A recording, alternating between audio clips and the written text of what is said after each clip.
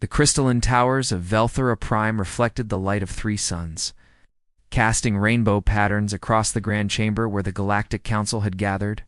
Captain Daeho Kim stood at attention in his combat armor, still marked with scorches and alien blood from the battle that had ended just hours ago. Around him, representatives from 100 different worlds whispered in their various languages. All eyes fixed on the human who had done the impossible, Emperor Taiyang sat upon his floating throne, his silver skin gleaming under the lights. The Velthoran ruler was ancient beyond human comprehension, and his face showed the weight of watching his empire crumble under an enemy no one could stop. The Void Swarm had consumed 17 star systems in 3 months. Billions had died. The greatest military minds in the galaxy had failed to even slow the parasitic creatures down. Captain Kim. The Emperor's voice resonated through the chamber, translated instantly into every known language. You have saved not just my empire, but perhaps the entire galaxy. When all others turned away from our plea, humanity answered. When our own warriors fell, you succeeded where they could not. Daeho kept his expression neutral. His team had lost 3 good soldiers in that nightmare hive. The swarm's nexus had been a writhing mass of biological horror that still haunted his thoughts. They had won through tactics the other species called primitive and brutal. Explosive charges, rapid assault, and what the aliens dismissed as reckless aggression. But they had won. You are owed a debt beyond measure, Emperor Taiyang continued. By our oldest traditions, I offer you any reward within my power to grant. Technology, territory, wealth beyond imagination. Name it, and it shall be yours. The chamber fell silent. Daeho could feel the eyes of Commander Giwan park on him from where she stood among the human delegation. They had discussed this moment. The smart choice was to request advanced technology or resource rights. Humanity was still new to the galactic stage, still scrambling to catch up with civilizations that had been traveling the stars for millennia. But Daeho had made his decision weeks ago, during the planning phase of the mission. He had spent countless hours reviewing Velthoran military documents, searching for any advantage against the swarm, and he had found something the Empire's own generals had. Missed or ignored, a request the hand of Princess Nari in marriage. Daeho said clearly. The silence shattered into chaos. Alien dignitaries erupted in shocked exclamations. Even the normally composed Emperor's eyes widened. Daeho heard Commander Park's sharp intake of breath behind him. Princess Nari sat in the far corner of the royal platform, almost hidden behind her siblings. She was small for a Veltharan, her silver skin paler than the rest of her family. Where her sisters wore elaborate armor and carried ceremonial weapons, Nari wore simple robes and carried nothing but a data tablet. She looked up from her device with an expression of pure shock, her violet eyes wide with disbelief. You jest, Princess Hannah stepped forward, her hand moving to her blade. The eldest daughter of the Emperor was a legendary warrior, commander of the Royal Guard. My sister is the weakest of our bloodline. She cannot fight, cannot lead troops, cannot even endure our training rituals. You mock us with this request. I do not mock anyone, Daeho replied calmly. I have made my choice. Prince Junho laughed, though the sound held no warmth. The human chooses the sick princess over wealth and power. Perhaps the battle damaged his mind. Emperor Taiyang raised a hand, silencing the court. His ancient eyes studied Daeho with new intensity. You understand what you ask? Princess Nari has no political power, no military command, no great holdings.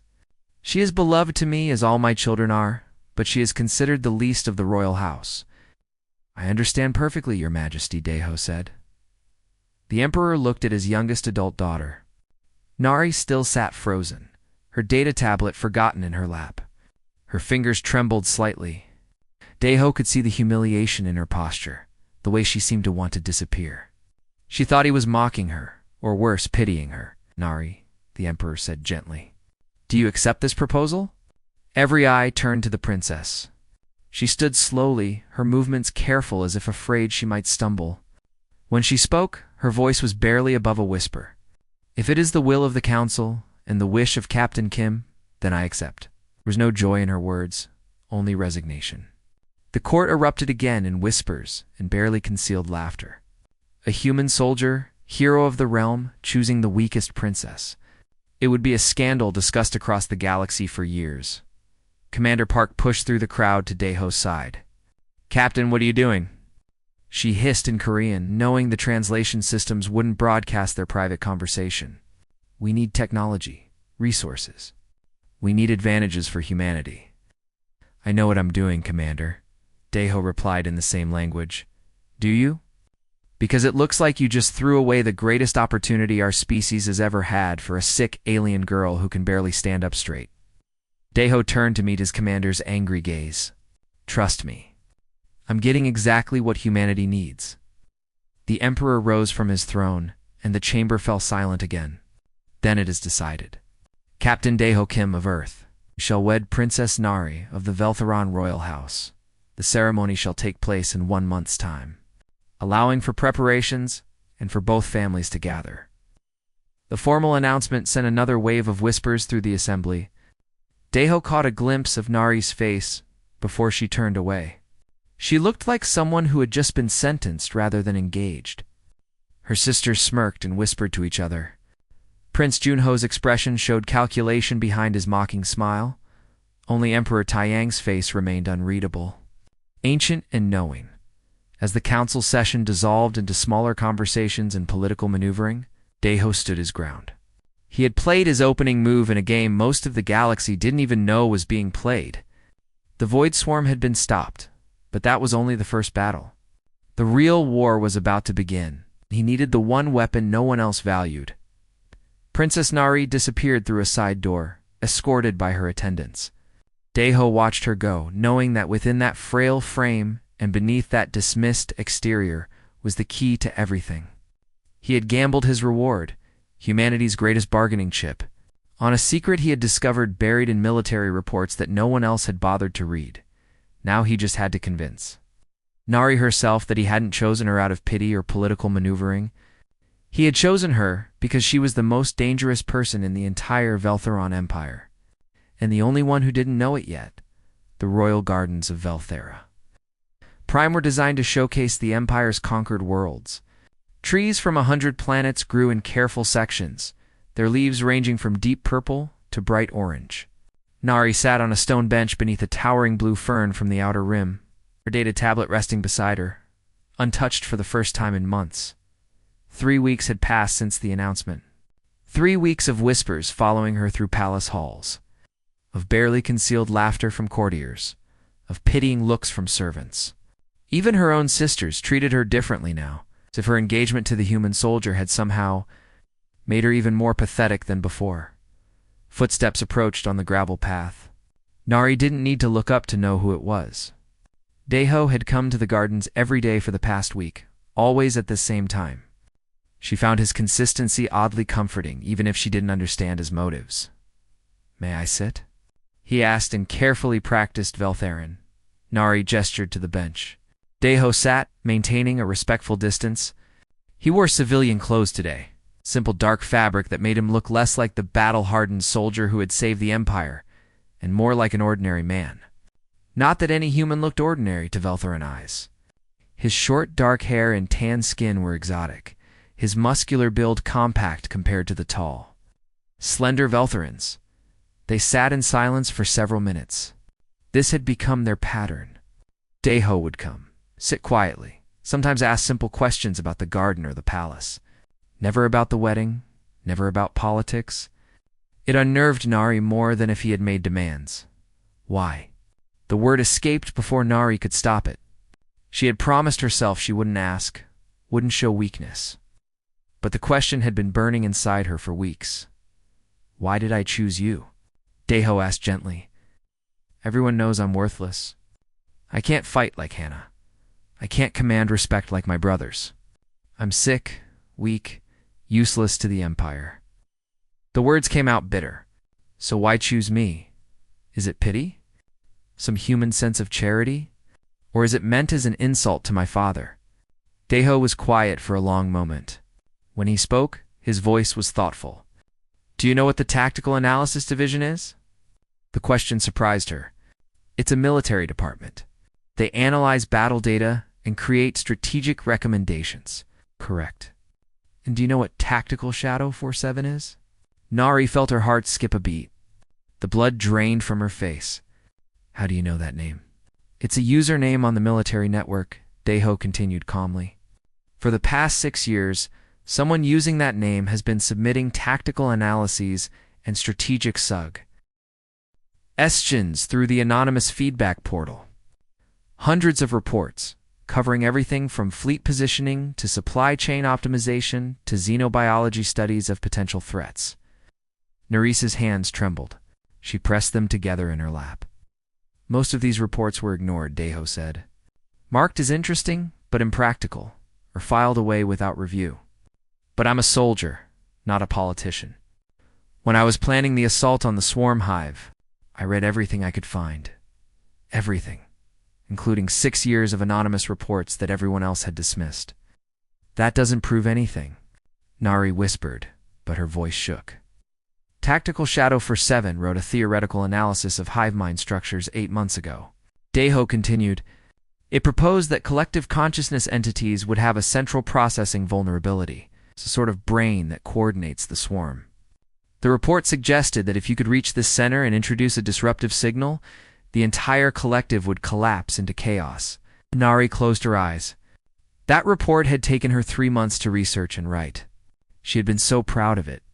The Military Review Board had rejected it as speculative nonsense within 2 days. My mission succeeded because I followed that theory, Deho said quietly. Every tactical decision I made was based on those reports. The approach vectors, the weapon choices, the timing of the assault. It all came from Tactical Shadow 47's work. Are you telling me this? Nari asked, her voice barely audible. Because I need you to understand something. Deho shifted to face her more directly. I didn't choose you out of pity. I didn't choose you to insult anyone. I chose you because you're the most brilliant strategic mind I've ever encountered. You're worth more to the future of both our peoples than any technology or territory your father could have offered. Tears formed in Nari's violet eyes. She had spent her entire life being told. She was worthless because she couldn't swing a sword or endure the brutal physical trials her siblings passed with ease. Her intelligence had been dismissed as the consolation prize of a weak body. Her analyses ignored because they came from someone the court considered irrelevant. No one has ever... She started, then had to stop and compose herself. No one has ever valued that part of me before. Then they're fools, Deho said simply. And their foolishness is their loss and our gain. Our gain. Humanity is new to the galactic stage, Deho explained. We're good at fighting, good at adapting, good at surviving, but we're children compared to the older civilizations. We need allies who can think strategically, who understand the complex politics and history of the galaxy. We need someone who sees patterns others miss. Nari wiped her eyes, struggling to process what she was hearing. You want me to help humanity? I want us to help each other, Deho corrected. Your analyses saved my life and the lives of my team. They saved your empire. But they only worked because someone was willing to read them and act on them. We're both outsiders in our own ways. Maybe we can accomplish more together than either of us could alone. A small laugh escaped Neri's throat, surprising them both. You're asking me to become a political alliance disguised as a marriage? I'm asking if you want to be valued for who you actually are instead of pitied for who you're not, Deho said. The marriage can be whatever we decide it should be. But the partnership, the work we could do together, that's real. Nari picked up her data tablet, her fingers moving across the screen. She pulled up a file she had been working on, something she hadn't dared share with anyone. There's more to the swarm situation than anyone realizes. I've been analyzing the attack patterns, and they don't make sense for a simple predatory species. Someone fed them intelligence about our defensive weaknesses. Someone from inside the Empire. Deho leaned closer to look at the screen. His expression darkened as he read her notes. You think there's a traitor? I think there are many traitors, Nari said, her voice growing stronger. And I think the swarm was just the beginning of something much worse. They sat together in the garden, the data tablet between them, as Nari began to explain the patterns she had discovered. For the first time in her life, someone was listening to her not with polite dismissal, but with genuine attention and respect. Daeho asked questions, pointed out connections, suggested alternative interpretations. The sun shifted across the sky as they talked, neither noticing the time passing. Guards changed shifts at the garden entrance. Servants came and went, and still they sat, two minds working in harmony, beginning to see the shape of a conspiracy that threatened everything when the second sun began to set, painting the sky in shades of purple and gold. Nari looked at the human beside her with new eyes. "Thank you," she said softly. "For what?" "For seeing me." She touched his hand briefly, a gesture of trust in Veltharan culture. "I'll help you. I'll help humanity. Not because you chose me, but because for the first time, someone chose to believe in me." Daeho smiled, and Nari found herself smiling back. The court could whisper all they wanted. Let them think she was weak and he was foolish. They would learn the truth soon enough, together. They would shake the galaxy to its foundations. The explosion ripped through the eastern wing of the palace at midnight, shattering windows and sending debris raining down on the courtyards below. Daeho rolled out of bed, combat instincts taking over before his mind fully processed what was happening. He grabbed his sidearm and rushed into the corridor, where palace guards were already mobilizing. "The princess," one of them shouted in Veltharan. "Someone attacked Princess Nara's quarters." Daeho's blood ran cold. He sprinted down the hallway, ignoring the guards' calls to wait for backup. Nari's room was 3 floors above his, in what should have been the most secure section of the palace. Smoke poured from the doorway, and the acrid smell of chemical explosives filled his nose. "Nari," he called, pushing through the smoke. "Here." Her voice came from behind an overturned desk. Daeho found her crouched in the corner, her sleeping robe torn and covered in dust, but alive. Relief flooded through him. "Are you hurt?" "Bruised. Nothing broken." She coughed, waving smoke away from her face. "They used a shaped charge. If I hadn't been in the bathroom getting water, I would be dead right now." Ow! Helped her to her feet. Through the smoke, he could see the blast had been precisely placed. Designed to kill anyone sleeping in the bed while minimizing damage to the rest of the room. This was professional work, military-grade Minho. Daeho's second-in-command appeared at the doorway with 3 other human soldiers. "Captain, we need to get her out of here. If they're willing to attack inside the palace, nowhere is safe." "Agreed." Daeho turned to Nari. "Can you walk?" "I can run if I have to," she said, her voice steadier than he expected. "But we can't just hide. This confirms everything we've been investigating."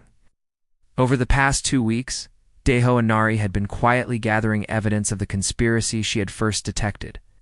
They had discovered discrepancies in military supply records, communications between high-ranking officers and unknown parties, and suspicious delays in responding to swarm attacks. But they had no proof of who was behind it, and more importantly, why. "Safe first, investigation second," Daeho said firmly. He led her out of the room, his team forming a protective circle around them. They made it to Daeho's quarters, which were designed with human security protocols. Minho posted guards while Daeho settled Nari into a chair. She was shaking now, the adrenaline wearing off. He draped a blanket over her shoulders. "They're getting desperate," Nari said quietly. "We must be close to something important, or someone wants to stop the wedding," Minho suggested. "No offense, princess, but your marriage to the captain has made a lot of people unhappy, untaken." "I'm aware of my unpopularity." Nari pulled the blanket tighter. "But this attack was too sophisticated to be about social embarrassment. This was about silencing me." A knock at the door made everyone tense. Minho checked the security screen. "It's Counselor Yuna." The elderly Veltharan woman entered, her face grave. She had been one of the few members of the court who treated Nari with respect, though she held no real power herself. "Princess, thank the stars you're alive. The Emperor has ordered a full investigation." "An investigation led by whom?" Nari asked pointedly. "Admiral Sora." "The same admiral whose supply requisitions don't match the official military budgets?" Yuna's eyes widened. "You know about that?" "We know about a lot of things," Daeho said carefully. "The question is, Who can we trust? The counselor sat down heavily. I have served the royal house for 70 years. I have watched as talented officers were passed over for promotions, as sound strategies were rejected. As Princess Nerys' brilliant analyses were dismissed without consideration, I thought it was simply the usual court politics, the preference for warriors over thinkers. She looked at Nari with sad eyes. But it's more than that, isn't it? Much more, Nari confirmed. She glanced at Deho, who nodded. Counselor, we believe there is a conspiracy involving multiple members of the court, military leadership, and possibly representatives from other galactic powers. Their goal is to weaken the Veltharan Empire. To what end? Territory, resources, political power, Deho said. The Void Swarm didn't just randomly attack Velthira. They were guided here, fed intelligence about defensive weaknesses. Someone wanted this empire destabilized. Yuna's face went pale silver. You're saying the attack that nearly destroyed us was orchestrated by our own people? By some of them, yes. Nari pulled out her data tablet, which she had managed to grab during the escape. Captain Kim and I have been compiling evidence. Supply chains that don't add up. Communications with unidentified parties. Most damning, we found battle reports that were altered before reaching my father. Defeats made to look like victories, vulnerabilities hidden from the Emperor's eyes. Who? Yuna demanded. Who would betray us like this? We don't have all the names yet, Deho admitted, but we know it reaches high into the military command, and we suspect someone in the royal family is involved. Prince Junho, Nari said quietly. My brother has been positioning himself as the heir since before the swarm attacks. Every crisis makes father look weaker, and Junho's promises of strong military leadership more appealing. You're accusing a prince of treason, Yuna whispered. I'm following the evidence, Nari replied. And it points to my brother. The counselor stood and paced the room. If you're right, if this goes to the highest levels of power, then exposing it could tear the empire apart. Civil war would kill more people than the swarm did. But doing nothing means the conspiracy continues, Deho pointed out. The swarm was stopped. But what's next? What other crisis will they engineer? A tense silence fell over the room. Finally, Yuna spoke. What do you need from me? Access, Nari said immediately. I need to get into the military archives, the real ones, not the edited versions. I need communication logs from the council sessions during the swarm attacks. And I need it all without alerting whoever tried to kill me tonight. It's asking me to commit treason myself, Yuna said, but there was no accusation in her voice, only resignation. If anyone discovers what I've done, my family will be dishonored for generations. We know, Nari said gently, and I wouldn't ask if there was any other way. The counselor looked at the young princess for a long moment. Then she smiled sadly. I have always believed you were special, child. Not weak, not worthless, but special in ways this court couldn't see. If you say this is necessary, then I trust you. She turned to Deho. And you, human? You saw what others missed. Perhaps your people's fresh perspective is exactly what this galaxy needs. We're all taking risks here, Deho said. But some things are worth risking everything for. Yuna nodded. I'll have the access codes sent to you by morning, encrypted through channels that can't be traced back to me. She moved toward the door, then paused. Princess, there's something else you should know. Your sister Soyen came to me yesterday. She asked if I knew why you were spending so much time with the human captain. She seemed worried about you, Soyen. Nari looked surprised. Her youngest sister had barely spoken to her in years. She said she didn't believe the court gossip about you being weak or foolish. She said she remembered when you were children how you always saw things others didn't. Yuna smiled. You may have more allies than you think, Princess. After the counselor left, Minho secured the room while Deho sat beside Nari. She was staring at her tablet, but he could tell she wasn't really seeing it. Are you all right? He asked. Someone tried to kill me tonight. Her voice was hollow. That's not something I ever imagined experiencing. Oh, I'm sorry you had to. Deho wished he could offer more comfort. But the truth was, they were in danger, and would remain so until this conspiracy was exposed.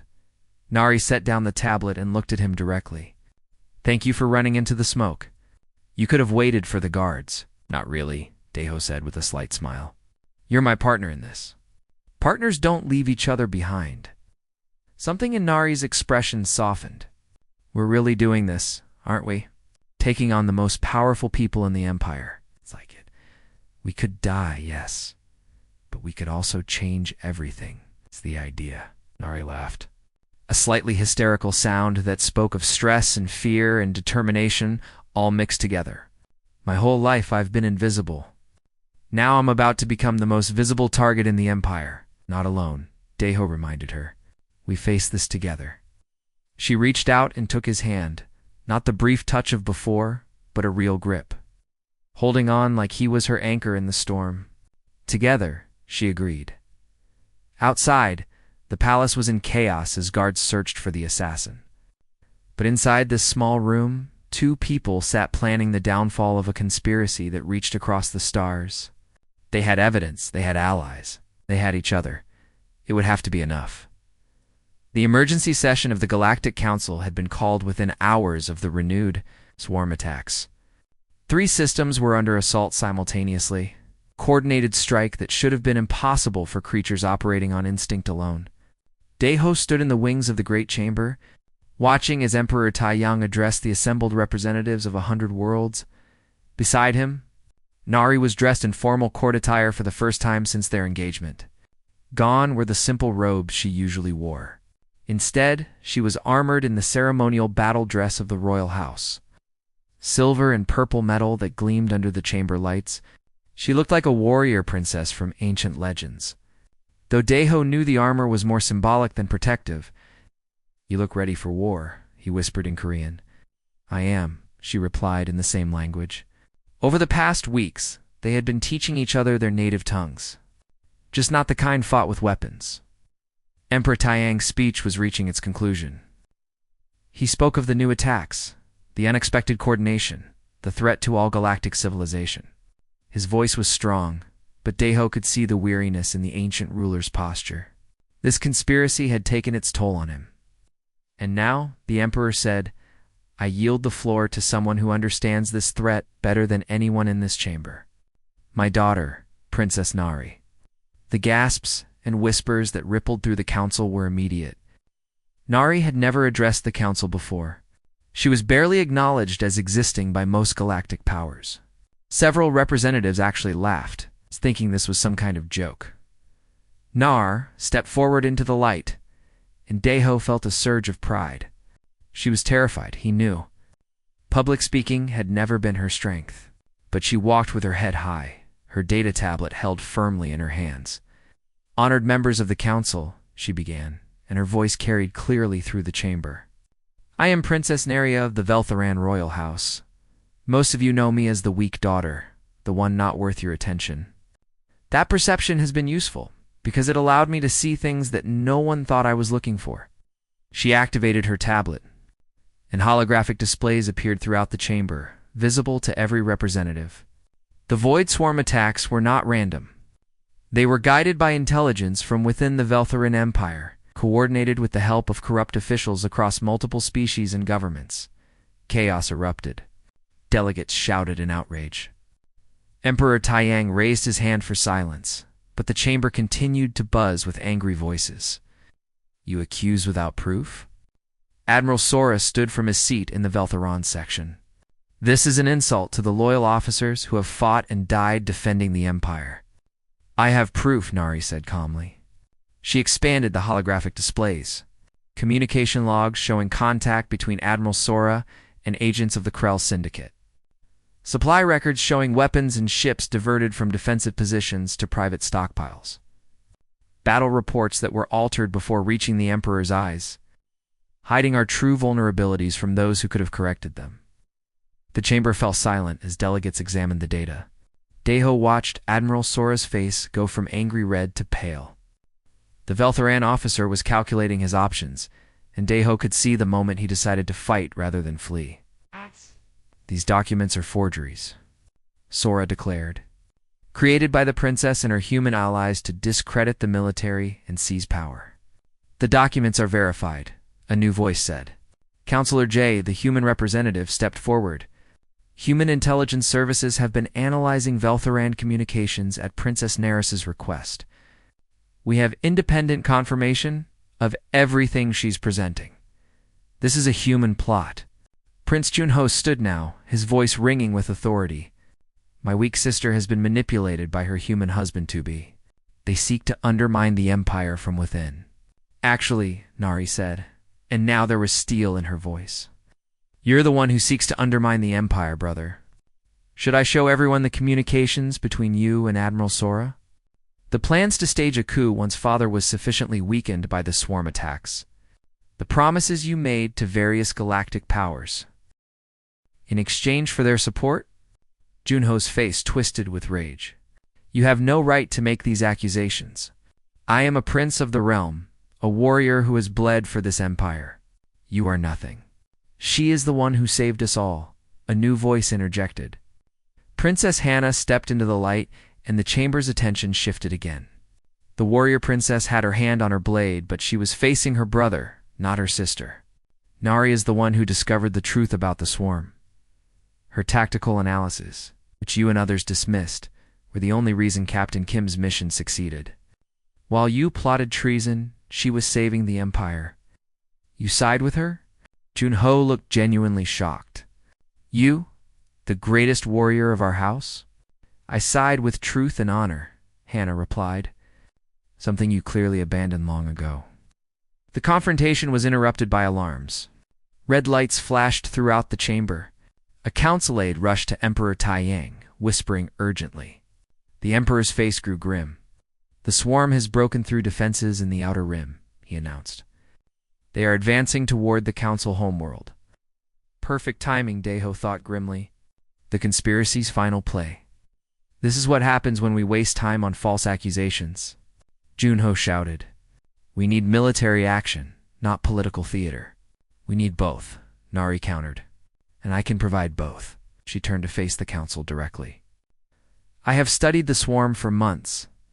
I know their patterns, their weaknesses, their hive structure. I have a plan to end this threat permanently, but it requires full council, cooperation, and resources. Why should we trust you? A Krell delegate demanded. You've never commanded anything in your life, because she's the smartest person in this chamber. Daeho said, stepping forward to stand beside Nari. And because she's been right about everything so far. The swarm, the conspiracy, all of it. If you want to survive, you'll listen to her. Emperor Taiyang stood, silencing the chamber with his presence. Members of the council, I have a confession to make. I have known about Princess Nera's brilliance for years. I have watched her submit tactical analyses under a false name. Watched them be dismissed because they came from an anonymous source instead of a recognized military mind. I allowed this to continue. Because I wanted to see who would recognize true genius. When it was presented without the trappings of rank and status. He looked at Daeho. Captain. Kim was the first to see past the surface to the value beneath. That is why I approved his choice of Nari as his reward. Not because she was worthless, but because she was priceless. And I wanted her in the hands of someone who understood that. The revelation stunned the chamber into silence. Nari looked at her father with wide eyes, clearly not having known this herself. I am old, Emperor Taiyang continued. Too old to lead my people through what comes next. Therefore, I abdicate the throne effective immediately. My successor is Princess Nari, Empress of the Veltharan Empire.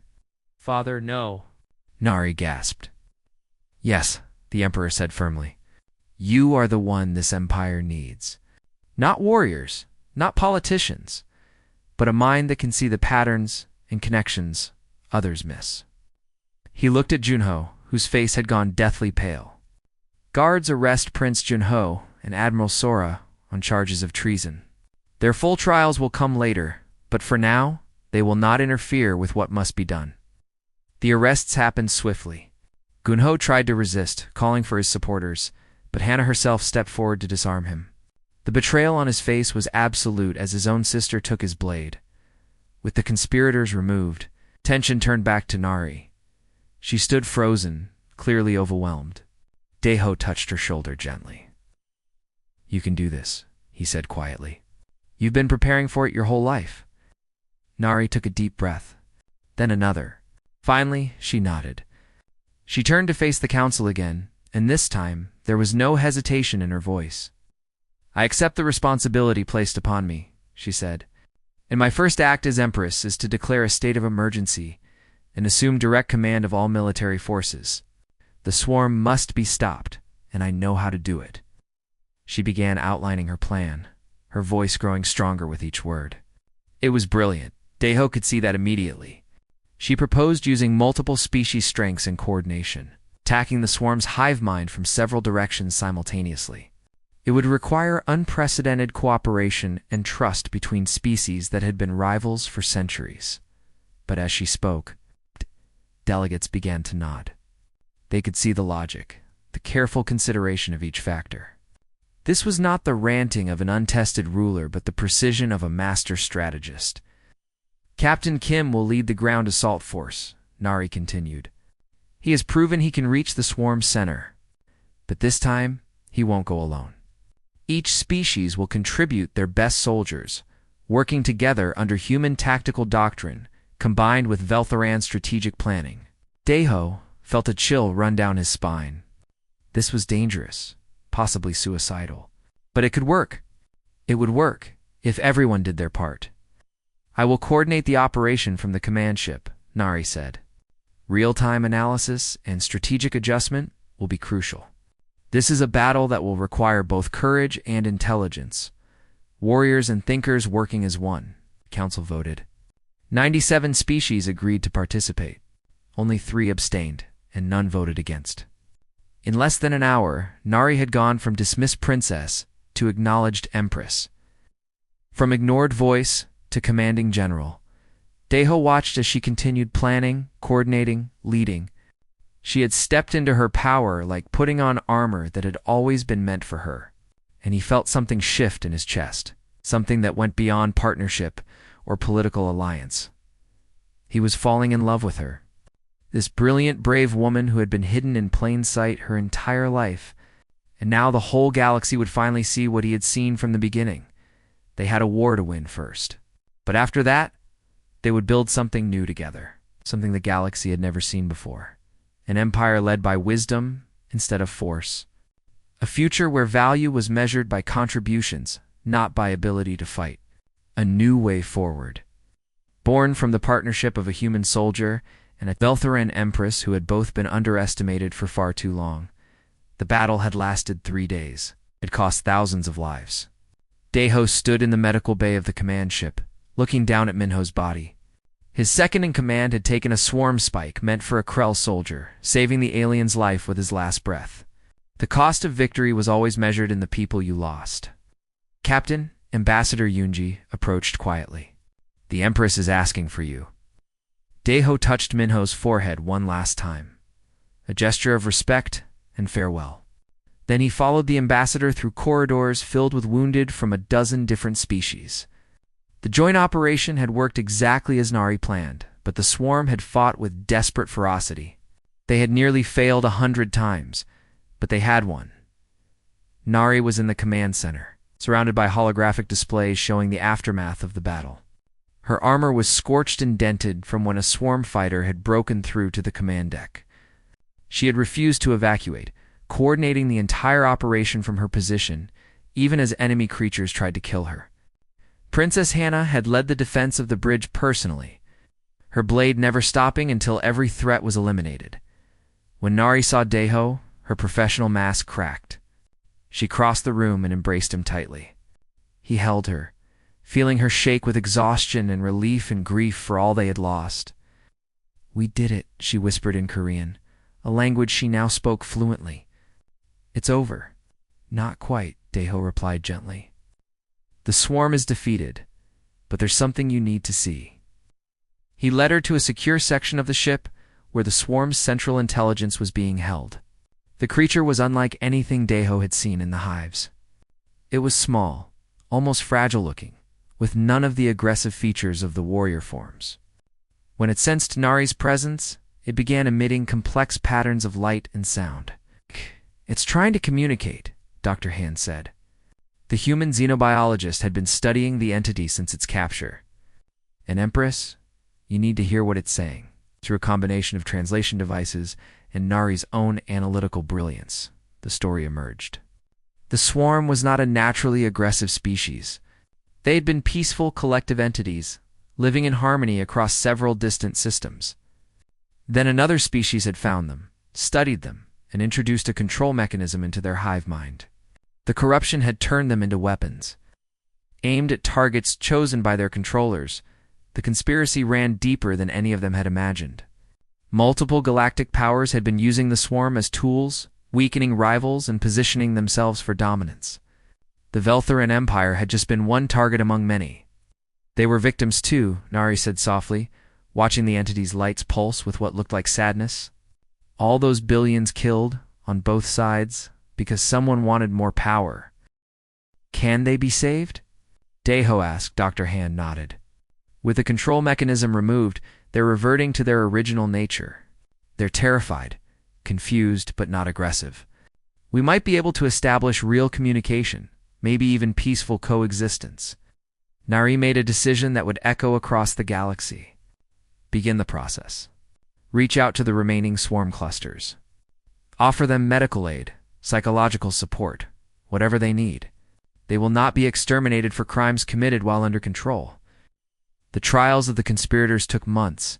Prince Junho, Admiral Sora, and representatives from 7 different species were convicted of crimes against galactic peace. The revelations shocked everyone. The conspiracy had indeed reached the highest levels of power, driven by greed and ambition that cared nothing for the lives destroyed.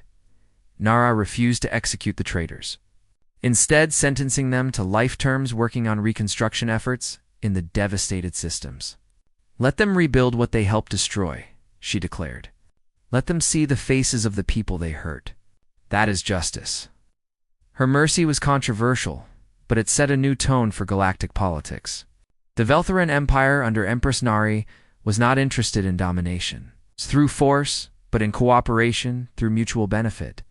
6 months after the battle, Deho and Nari were married in a ceremony that combined human and Veltheran traditions. Representatives from across the galaxy attended, including former enemies who were now cautious allies. The swarm entities sent their own delegation, collective intelligences housed in peaceful forms, bearing gifts of biological knowledge and gratitude. During the ceremony, Nari made a surprise announcement. She was establishing the Invisible Millions Initiative, a program designed to seek out overlooked genius across all species and cultures. How many brilliant minds are dismissed because they don't fit conventional expectations? She asked the assembled crowd. How many solutions to our problems already exist in the thoughts of people no one is listening to? This changes now. The initiative became a model for a new approach to galactic civilization. Within a year, thousands of previously ignored individuals were being given platforms to share their ideas. Scientific advances accelerated. Social programs improved. And perhaps most importantly, the rigid hierarchies that had defined galactic culture for millennia began to crack. Humanity's position in the galactic community rose dramatically. Their ability to adapt, to see value in unconventional places, to work with anyone regardless of their background became recognized as crucial skills. Ambassador Yunji negotiated treaties that established Earth as a key player in galactic politics, but always in partnership rather than dominance. One evening, 2 years after the battle, Deho and Nari stood on a balcony overlooking the restored capital city of Velthera Prime. The damage from the swarm attacks had been repaired, but the city looked different now. Buildings from multiple architectural traditions stood side by side. Humans walked alongside Veltheran's Krell, and even the peaceful swarm entities who had chosen to remain and help with reconstruction. "Do you ever regret it?" Nari asked, leaning against him. "You could have had technology that would have advanced humanity by centuries. Instead, you got me and a galaxy-spanning conspiracy to unravel." Deho laughed. "I got the most brilliant mind in the galaxy, a partner who sees patterns no one else can, and the love of my life. I think I made the right choice." Flatterer. but Nari smiled. I never told you this, but I spent years thinking I was worthless. Every day, my family's dismissal, the court's mockery, it all reinforced that I had no value. I believed it myself. And now? Now I know that value isn't determined by others' ability to see it. She turned to face him. You taught me that. Not with words, but by choosing me when you could have had anything else. By believing in me before I believed in myself. You always had it in you, Deho said. I just helped you remember. Message chime interrupted them.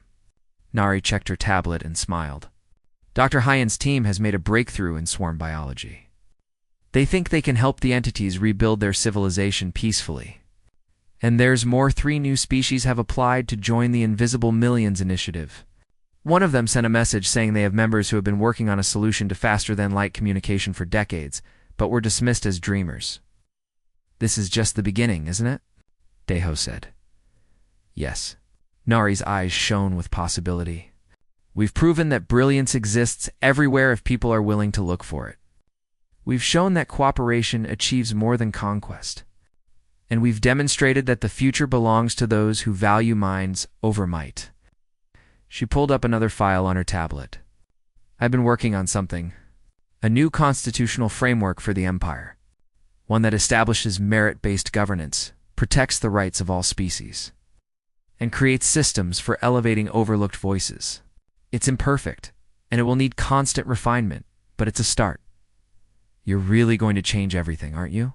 Nari smiled, that brilliant, fierce smile he had come to love. We're going to change everything, together. Back below them, the city lights twinkled like stars. Ships from 100 worlds moved through the sky, carrying people and goods and ideas. Somewhere in the distance, a swarm entity's bioluminescent glow pulsed in rhythm with Veltheran street music. A human restaurant served food to a mixed crowd of species who would have been enemies just years before. This was the future Nari had envisioned and Deho had fought for. A galaxy where value was recognized regardless of origin, where cooperation replaced domination, where intelligence and creativity were prized as highly as physical strength. The reveal that had shocked the galaxy was simple in the end. Deho had not chosen the weakest princess. He had chosen the only person strong enough to change everything. Nari's perceived weakness had been her camouflage, protecting her from those who would have eliminated a genuine threat to their power. Together, they had exposed the rot in galactic civilization and were building something better in its place. I have a confession, Deho said. When I first read your tactical analyses, before I knew who you were, I thought Tactical Shadow 47 was some grizzled old general with decades of experience. The insights were that good, Nari laughed. And then you discovered it was the sick princess everyone pitied. And I realized the galaxy had no idea what it was sitting on. He kissed her forehead. Their loss, my gain. Our gain? She corrected. Humanity benefits as much as I do from this partnership. True, Deho paused, then added softly, but I would have chosen you anyway, even without the political benefits. You know that, right? Nari looked up at him, and in her eyes, he saw everything they had been through together. The danger, the victories, the losses, the love that had grown from respect and partnership into something deeper. No, she said. And that might be the most shocking part of this whole story. The human soldier who could have had anything chose the dismissed princess not for power or advantage, but because he saw her. Really saw her. The dismissed Princess, Deho continued, turned out to be the most powerful force for change the galaxy has ever seen. They stood together as the night deepened. 2 people from different worlds who had found in each other the partnership that would reshape the future. The galaxy had learned its lesson about judging worth by conventional standards. And those who still underestimated the power of intelligence working with courage would learn soon enough. The Empire of Strength had become an empire of wisdom, and at its heart stood a human soldier and a Veltheran empress, proving every day that the greatest power in the universe was not might, but the ability to recognize value where others saw only weakness. Their story was just beginning, and the galaxy would never be the same.